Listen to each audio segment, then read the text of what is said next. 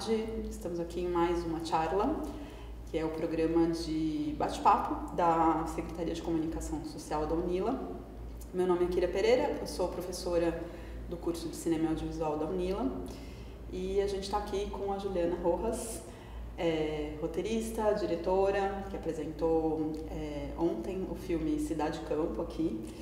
E a gente teve a oportunidade de ouvir um pouco também sobre o processo de criação do filme. Ju, queria começar pedindo para você se apresentar um pouco. Bom, obrigada pelo convite, foi muito legal exibir o filme aqui, né, e conversar com os alunos. Eu sou Juliana Rojas, eu sou roteirista e diretora de audiovisual, né? Tenho trabalhos tanto em cinema quanto em séries para TV e streaming. Eu cursei cinema na Universidade de São Paulo, com especialização em montagem, roteiro e som. E desde então eu tenho produzido curtas e longas metragens, boa parte deles com temática com gênero fantástico, de horror, né, que dialoga com esses gêneros, mas que também transita entre musical e comédia, né, e sempre tendo como cenário principalmente a cidade de São Paulo, e falando sobre relações de trabalho, questões sociais e o papel da mulher também na sociedade.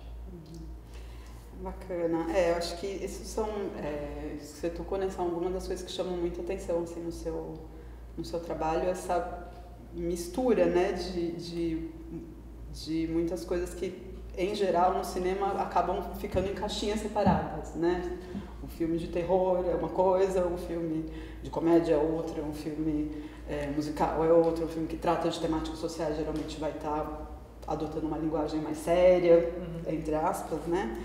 E uma das coisas que eu acho muito bacana é isso, assim, o quanto que você consegue trabalhar essas temáticas extremamente profundas e importantes, né, que você trabalha de uma forma né, que consegue comunicar com o público, né, de um jeito, sei lá, leve, talvez, não sei se é essa palavra, né, mas que traz uma comunicação, acho que talvez através de acionar, né, essas linguagens de gênero, acho que também é uma possibilidade, né, de acionar ali, apesar de também causar um estranhamento às vezes, né, eu acho que muitas pessoas às vezes vão assistir algo seu pensando, vou sei lá, outros tipos, né, Boas Maneiras, que é talvez o mais clássico de terror, e vai assistir de repente, é estranho, né, o terror clássico, né, e aí você falou um pouco ontem sobre às vezes essa dificuldade, né, de lidar com o outro, às vezes com quem vai financiar, ou, né, ou com o público, sei lá, por conta de não estar dentro dessas caixinhas, assim, não sei se você pode falar um pouco mais sobre isso. Acho que tem uma tendência, assim, das pessoas de quererem classificar tudo em categorias, né, em gêneros, e quando a gente tem obras que fogem, né, de uma classificação mais clara, isso às vezes gera um desconforto de estar diante de algo que é novo, né? Mas é isso também que para mim é interessante, que é um desconforto que faz a gente refletir, né, sobre o que a gente está assistindo, né? Acho que a gente está num momento de uma certa crise criativa no cinema mundial, que só estão sendo feitos remakes ou obras audiovisuais que são a partir de uma adaptação de um quadrinho ou de um livro, né? A gente tem muita pouca produção original.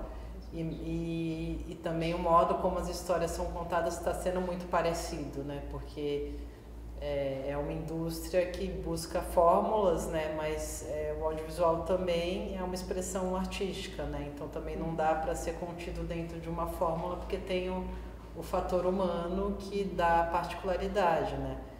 Então acho que de alguma forma as pessoas oferecido para o público um tipo de obra que é muito previsível, né? A gente assiste um filme de super-herói e a gente sabe, né? Mais ou menos a gente consegue antecipar, né? O que vai acontecer, quais são os problemas, né? Que vai acabar tudo bem, né? Em diversos gêneros tem essa falta de criatividade que de certa forma torna o filme um produto palatável, porque você tem o que você acha que vai ter, mas ao mesmo tempo não é estimulante e não tem permanência na nossa memória, né? A gente não fica com esse filme na cabeça depois que vai para casa, né?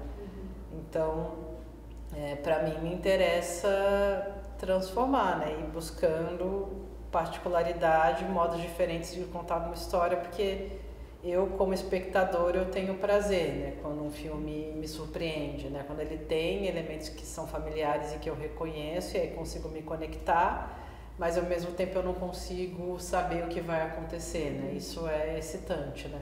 Mas às vezes isso gera uma resistência, principalmente em pessoas que investem, porque é um formato que tem risco, né? Mas é um risco que pode também ter consequências muito boas, né? Ser um filme que é premiado, né? Ser um filme que desperta uma atenção diferente do público, né? Então é isso, né? Um trabalho que faz parte da minha trajetória, lidar com essas recepções, mas ao mesmo tempo, por ser um trabalho diferente, também tem pessoas que gostam muito, né? Um trabalho que é estudado, né? Que gera um destaque, né? Sim, com certeza. E aí, tanto na questão temática, né, como você também falou, a questão do mundo do trabalho, do capital, que é algo que está bastante presente aí no seu filme nas duas metades, de alguma maneira, né, mas especialmente na primeira, tem duas temáticas bastante importantes aí, da uberização e a questão desse capitalismo predatório, né, enfim, das barragens e tal. Mas eu queria trazer assim, um outro elemento que a gente acabou não abordando né, anteriormente ali nas nossas outras oportunidades de conversar agora, que você destacou aqui, você chegou a falar um pouquinho antes, que é essa questão da presença feminina, né? Que eu acho que é algo que está também desde o começo, né? Acho que talvez eu arriscaria dizer em todos os seus filmes. Mas nesse filme especial me chamou muita atenção, porque apesar de, né, ter outros filmes ali, sei lá, Boas Maneiras, tem as duas personagens são mulheres, né? Tem uma menininha ali, beleza. Enfim, tem outros que também, né, tem personagem, trabalha câncer, enfim, outros com personagens principais, mulheres, mas isso é um elenco grande e basicamente você tem mulheres, né? Você tem ali o menino e o Celino, e, salvo engano, é isso, né? E o rapaz que fica fora de quadro cantando, né? E eu acho que isso é de uma força, né, pra gente, assim, também de ir numa contramão, né, do que é corrente, né, assim, do que a gente tem no cinema mundial, que é um domínio, né, do masculino, da representação masculina, né? E aí, não sei, queria que você também falasse um pouco sobre isso, assim, se você vê isso como uma postura política também, ou se é só uma coisa, quando eu imagino um personagem feminino é isso, assim, como que você vê essa questão? Eu acho que, assim, para mim, desde os primeiros curtas, né, tem essa busca, né, para mim me interessa, né, porque faz parte do meu universo, né, da minha vivência, né, tanto eu particularmente, né, mas a minha família, né, minha mãe, minhas irmãs, né, tem uma presença grande de mulheres na minha vida e que eu sinto que isso me incomodava, né, na universidade, o tipo de representação feminina que a gente tinha no cinema, né, até mesmo em grandes clássicos, né, me incomodava, essa coisa da mulher que é a musa, que é alguém incompreensível e transtornada, né, tinha uma romantização, mas que era também uma desumanização e uma redução, né, da personagem feminina e que nunca era realmente a protagonista, né, era a co-protagonista, né, e então isso me incomodava e eu queria, né, contar as histórias a partir de uma perspectiva das mulheres e também me interessava falar também do universo doméstico e familiar, né? A mulher dentro desse universo, as cobranças e opressões que a gente sofre, né, para exercer determinados papéis e como é difícil quando você não quer, né, assumir esses papéis que a sociedade impõe. E também no mercado de trabalho, né, mulher no mercado de trabalho, né, então meu primeiro longa, Trabalhar Cansa, fala disso, de uma protagonista, uma mulher que era trabalhadora doméstica, né, era uma dona de casa, que aí decide abrir um negócio, né, e se tornar uma trabalhadora formal, né, ter seu trabalho reconhecido e ter autonomia, né, e como isso é transformado dentro da dinâmica familiar dela, né, e como isso muda também porque ela é responsável pelo cuidado da casa, pelo cuidado da filha, e aí se ela sai desse lugar, ela tem que contratar outra mulher para fazer esse trabalho de cuidado, né, então me interessam esses assuntos, né? Como o trabalho do afeto está muito colocado somente para a mulher, né? Na nossa sociedade, né? E representar isso, né? E nesse filme, no Cidade Campo, foi uma escolha consciente, né? E acho que até uma escolha política mesmo, que eu queria radicalizar e que tivesse quase que exclusivamente só personagens femininas, né? E acho que tem a ver com querer contar essas histórias de migração e de relação com ancestralidade e também de relações de precarização de trabalho na perspectiva das mulheres que também, é isso, dentro do mundo do trabalho são as pessoas mais precarizadas, né? O trabalho da mulher é muito menos reconhecido e remunerado, né, do que o masculino, né? Ainda tem uma diferença gigantesca, né? E então foi isso, né? E buscar também essas relações.